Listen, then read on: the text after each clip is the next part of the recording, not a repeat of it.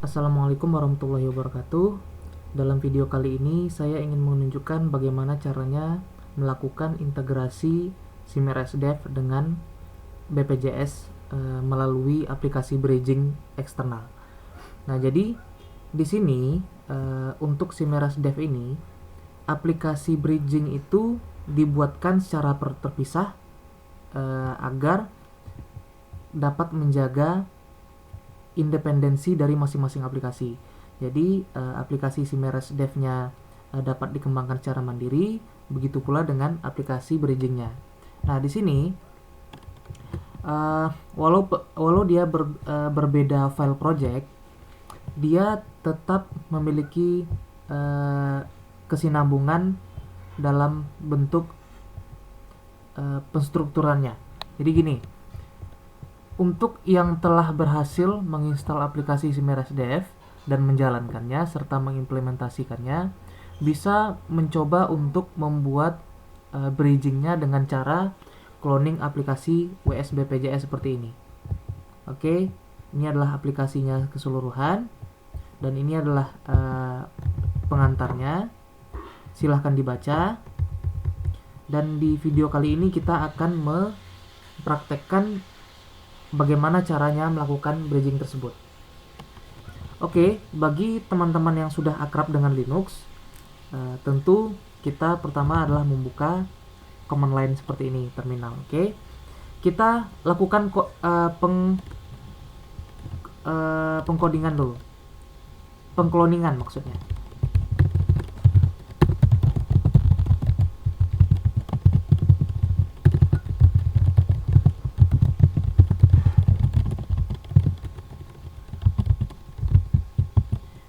Diberikan nama folder sendiri, misalnya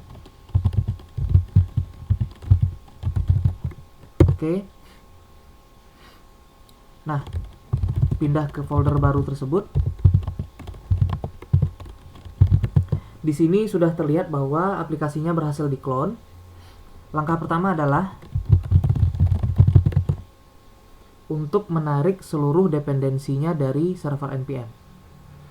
Oke, sudah tertambahkan, berhasil. Berikutnya kita akan menambahkan sebuah file .env ya, yang akan diisi dengan kredensial yang kita peroleh dari BPJS. Nah, bagaimana cara memperoleh kredensialnya? Pertama, Fastcash menerbitkan surat permohonan kepada BPJS untuk meminta kredensial terhadap aplikasi yang ingin dibridgingkan. Jadi bisa Applicare, bisa dengan rujukan online FKRTL, dan tergantung apa yang dibutuhkan oleh Fastcash dan apa yang diwajibkan oleh BPJS. Nah, bagaimana cara mengisi file .env ini? Pertama, kita mengambil contoh dulu dari file .env yang saya gunakan untuk aplikasi lain. Oke. Ini videonya saya pause dulu untuk menjaga kerahasiaan kodenya. Baik, ini adalah contoh isi dari file .env yang harus dimasukkan ke dalam folder project agar bisa aplikasinya berjalan. Nah, jadi untuk dari contoh ini bisa disalin dan diganti saja isinya. Misalnya username dan password untuk MongoDB ini diambil dari kredensial kita yang ada di localhost ataupun yang ada di Cloud Atlas. Jadi bebas apakah menggunakan database server sendiri atau menggunakan cloud, bebas. Di bname-nya ini pastikan disamakan dengan yang ada di aplikasi utamanya. Jadi yang di SIMRSDev-nya disamakan dengan di aplikasi WS BPJS ini. Nah, username dan password itu bisa dibikin sendiri, bebas. Yang penting rahasia dan hanya diketahui oleh admin dan orang BPJS-nya. Oke. Base URL dev ini adalah alamat yang terbuka dan diberikan oleh BPJS kepada admin dan langsung ditempelkan di sini. Jadi ini belum tentu yang terbaru ya. Jadi nanti silahkan diminta saja kepada BPJS. Kemudian secret key ini didapatkan dari BPJS. Cons ID dari BPJS juga, kode PPK dari BPJS juga. Nah, baseware production ini peranannya sama dengan baseware dev, yang bedanya ini hanya untuk latihan, sementara ini udah buat produksi. Nah, kalau di sini ada dua mode, stage development dan stage production. Jadi kalau hanya untuk latihan silahkan pakai development dulu, kalau udah ready nanti baru pakai production.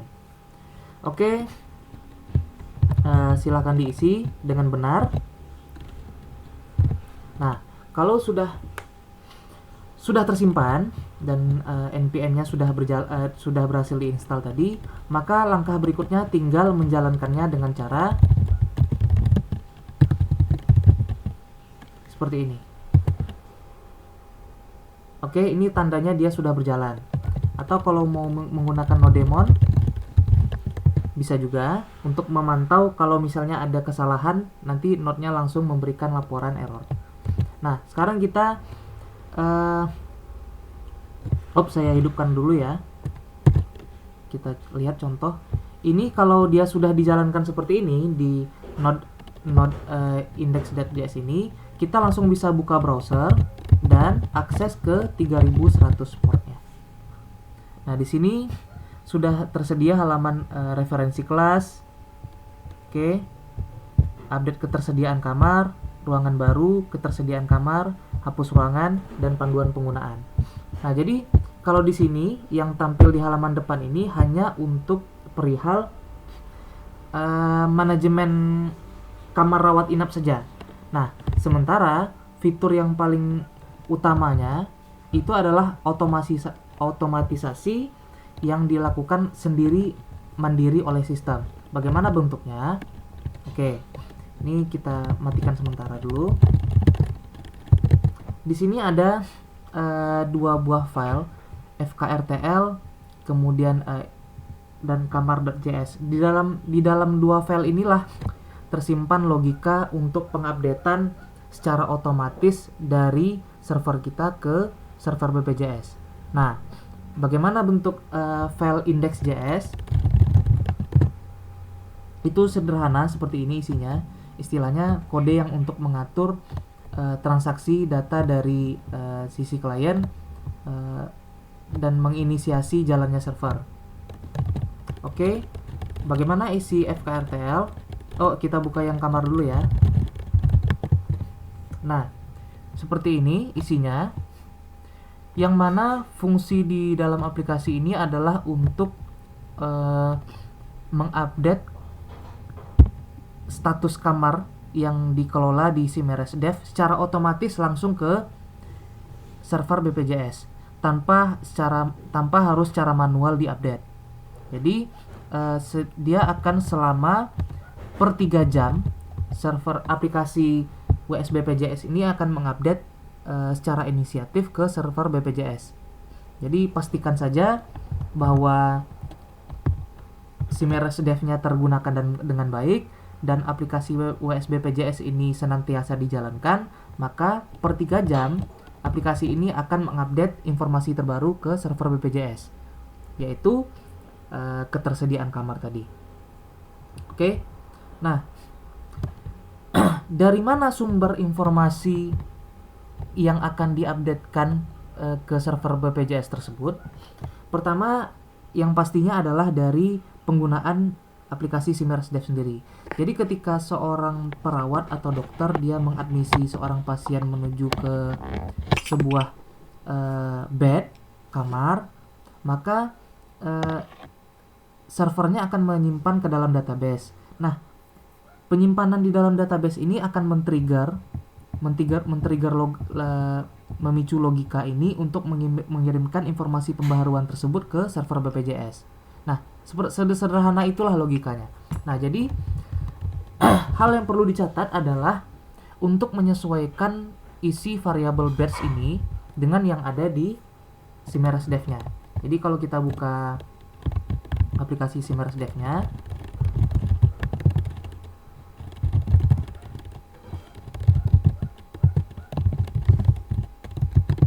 nah, pastikan bahwa variabel ini isinya disamakan dengan yang ada di folder project WSBPJS. Kalau misalnya berbeda, nanti pasti hitungannya akan berbeda juga. Nah, harap untuk diikuti pemformatan dan struktur seperti ini. Jadi di sini adalah kelasnya, tarifnya berapa, kelompok kamar, nama kamar, sama jumlah bednya yang tersedia di situ. Jadi jumlah kapasitasnya ya, bukan yang sedang tersedia sekarang. Oke, saya rasa cukup nih untuk pengenalan yang kamarnya. Kita move ke, nah, FKRTL ini adalah aplikasi bridging yang dapat digunakan oleh SIMERASDEV untuk merespon aplikasi FKRTL online yang ada dari BPJS. Jadi ketika seorang user menggunakan aplikasi BPJS-nya di Android masing-masing, kemudian ada permintaan pendaftaran kah, atau misalnya langsung ke poli, nah itu nanti akan direspon oleh server ini. Jadi dia tidak berinteraksi langsung dengan SIMERASDEV-nya, tapi melalui aplikasi bridging WSBPJS ini. Nah, sebagaimana yang tercantum di katalog, bahwa ada di situ panggilan API seperti get rekap antrean, kan, get kode booking operasi, kemudian ada get jadwal operasi, dan yang pastinya yang paling pertama itu get token, get nomor antrean, dan ini get token. Jadi pengembang mencoba untuk mengembangkan aplikasi ini sesuai dengan tuntunan BPJS, dan alhamdulillah pada saat launching kemarin itu sudah melampaui fase percobaan dan siap untuk produksi. Jadi silakan ini dicoba sendiri dan konsultasi dengan BPJS bila mana terdapat perubahan alamat server atau logika, atau misalnya persyaratan validasi data, silakan nanti diperbaharui saja. Yang jelas ini berdasarkan kebutuhan terakhir, ini sudah disesuaikan. Oke. Maka seperti yang saya sebutkan tadi, jika setelah selesai menginstalnya, silahkan. Oke, setelah hidup, maka kita bisa akses localhost 3100. Nah, hal yang tidak kalah penting adalah untuk mengisi aplikasi untuk mengisi file kamar.js.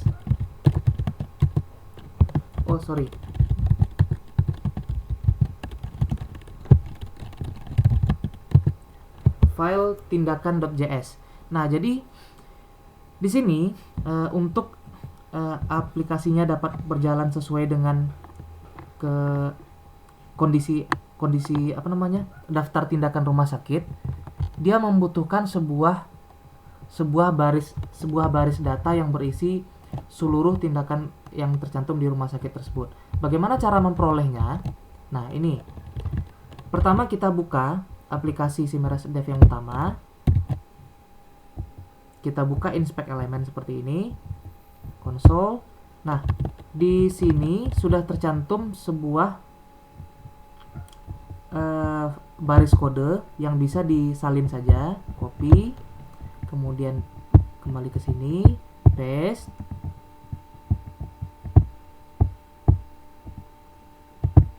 Oke, silakan di enter. Kemudian dia keluar informasi seperti ini, kode seperti ini, klik kanan, save as. Maaf. Klik copy. Oke, di sini tidak tertampil bahwa dia sudah tercopy. Klik copy.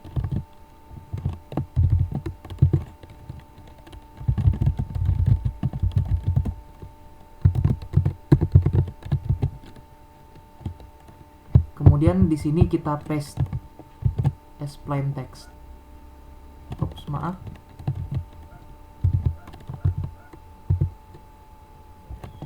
coba kita tidak menggunakan editor lain ya. Baik, saya ulangi kembali. Kita ulang dari halaman sini. Kita copy file ini, perintah ini. Kita masukkan ke konsol yang di sini. Akan mengeluarkan sebuah kode seperti ini. Show more. Diklik dulu show more-nya. Baru kita klik copy. Oke. Sekarang dia sudah ada di dalam clipboard kita. Baru kita membuka file project-nya melalui file manager. GitHub. Kemudian folder tadi. Nah, di sini kita coba untuk menghapus dulu file tindakan karena ini adalah bawaan dari aplikasi yang saya publish di GitHub. Oke. Nah, sekarang kita membuka sebuah editor.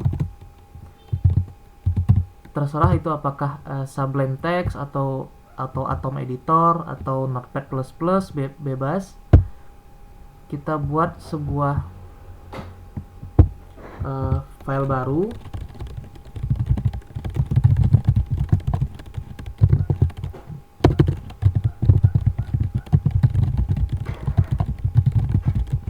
Nah, kita tempatkan hasil kopiannya di sini dengan cara Ctrl Shift V.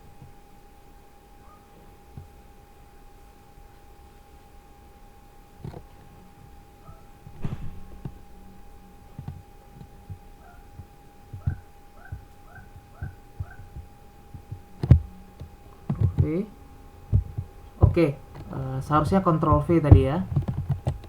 Nah, di sini sudah terisi filenya, baru kita save. Pastikan seperti ini ya bentuknya. Kita save sebagai tindakan.js. Oke. Kalau sudah selesai dengan sini, silahkan di close. Nah, sekarang aplikasi BPJS yang berjalan ini, bridgingnya sudah menggunakan tarif yang baru sebagaimana yang tersedia di tempat Bapak Ibu masing-masing. Nanti kalau misalnya menemukan kesulitan ketika pemindahan informasi tersebut, daftar ini, silakan minta bantuan developer. Oke. Saya rasa cukup. Silakan dicoba. Terima kasih. Assalamualaikum warahmatullahi wabarakatuh.